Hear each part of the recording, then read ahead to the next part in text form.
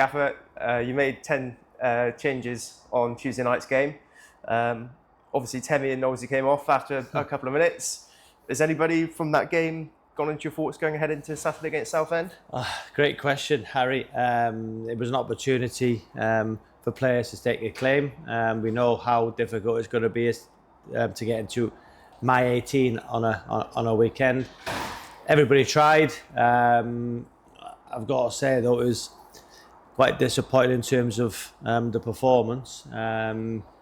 The data suggested that it was our third lowest amount of distance covered in sprints all season against a very youthful side. So that's not acceptable.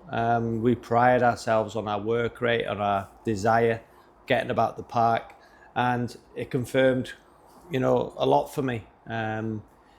They were a very, very good, young, dynamic side who could have scored 3 or 4. But opportunities were there, and we'll see at the weekend if anybody's, taken that chance to be in my thoughts for Saturday. Southend up next, a tough test. Obviously, we lost against them last year in the playoffs at home. What do you make of Southend United? Yeah, Kevin's done a fantastic job with them. The run they had towards the end of last season got them to Wembley. Obviously, the game at the New Lawn, 2-1 up with 3 minutes to go, I think it was, and they equalised. It was a great atmosphere. Lost on penalties. We have to do better against the teams around us. The top 7, which we're part of, against the other 6 sides. So far, we've played 5 of them. We've only got 5 points. So we need to be better against the top sides. Listen, we were magnificent against Carlisle in defeat. York, second half, we were brilliant. Boreham Wood, we've beat. Scunthorpe, we created numerous opportunities, got a last-minute equaliser. So this is another big test for us, and these are the games where, coming up against Southend and the Carlisles and the Rochdales and the Yorks, these are the games which could decide the season. I think we've got a very difficult run February, March time against the top sides. So we have to make sure that we're focused.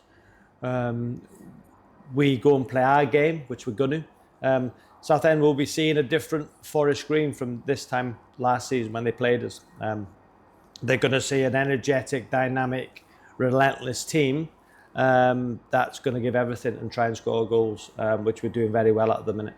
It looks to be a great atmosphere as well, because they'll obviously bring a big following, and fans will want to see a great spectacle at the New Lawn. Yeah, I watched them against Carlisle at home. They should have beat Carlisle. I thought they were magnificent. Kevin's a terrific manager, and he's got a terrific team. So the atmosphere will be key. The initiatives we do as a football club, Debs in, at the ground, Dale, Dane, Sam, everybody who relentlessly, put all their time and effort into getting the biggest crowd as we can, giving away, tickets to schools, to families, free shirts, grassroots clubs, and it's key.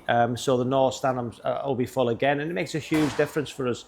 That support is immense. So I urge everybody at New Lawn to get behind the team. You're watching one of the best young sides probably Forest Green's had in terms of the way we play, and it's a joy to manage this group, and it's a joy to turn up to train every single day, and it's a joy to perform in front of our fans, and I'm really looking forward to it, but we know it's going to be tough. On injuries, Luke McNicholas came back into the side Tuesday, had a great performance. So good to see Luke back in the squad.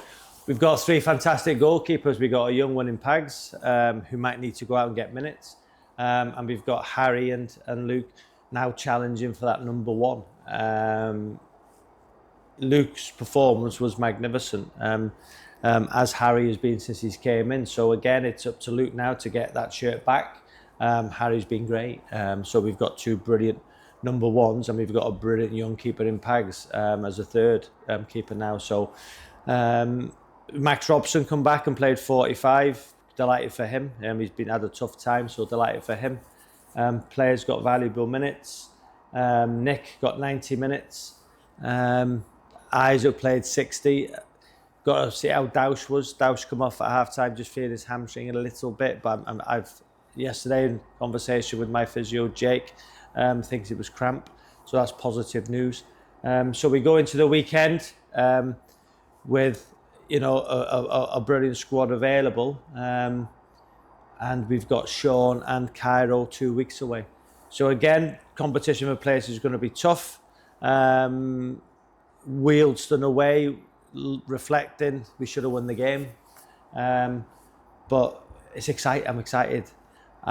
Spoke to my owner. He's excited. He can't wait to get to the new lawn to watch his team also. And I think that's the buzz we've created around, Nailsworth and the surrounding areas, that everybody wants to come to watch us because they know they're going to be entertained. And the thing the other night was in the final 20 minutes, we went long ball, and at times we were just trying to find a way to break Nottingham Forest down. And watching that last 20 minutes, I didn't enjoy it at all. In fact, I didn't enjoy the evening, and I want to come and enjoy it like a fan. And that's what we're going to do at the weekend, regardless of the score. We're going to play our way. We're going to be relentless. But the one thing, Harry, we have to do is our efficiency in the final third has to be much better. We have to be clinical and ruthless.